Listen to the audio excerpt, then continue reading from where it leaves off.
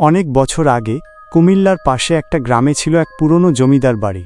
বাড়িটা অনেক আগেই পরিত্যক্ত হয়ে গিয়েছিল। গ্রামের মানুষ বলতো রাত নামার পর ওই বাড়ির জানালায় আলোর ঝিলিক দেখা যায়, আর ভেতর থেকে শাঁখ বাজানোর মতো শব্দ আসে। একদিন গ্রামের কয়েকজন তরুণ সাহস করে গেল বাড়িটার ভেতর। টর্চ নিয়ে ঢোকার সাথে সাথে চারপাশে অদ্ভুত ঠান্ডা হাওয়া বইতে লাগল। হলঘরে ঢুকতেই তারা দেখল এক বৃদ্ধা মহিলা সাদা শাড়ি পরে মেঝের মাঝে বসে আছেন। মহিলার চুল খোলা, মুখটা দেখা যাচ্ছিল না।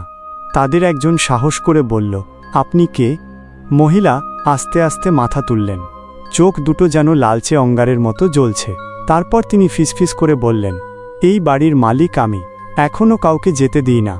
কথাটা শেষ হতেই টর্চের আলো নিভে গেল। চারদিক একেবারে অন্ধকার, শুধু শাঁখের শব্দটা আরও জোরে বাজতে লাগল। পরদিন সকালে গ্রামবাসী দেখল যারা রাতে ঢুকেছিল তারা সবাই বাড়ির দরজার সামনে অচেতন অবস্থায় পড়ে আছে।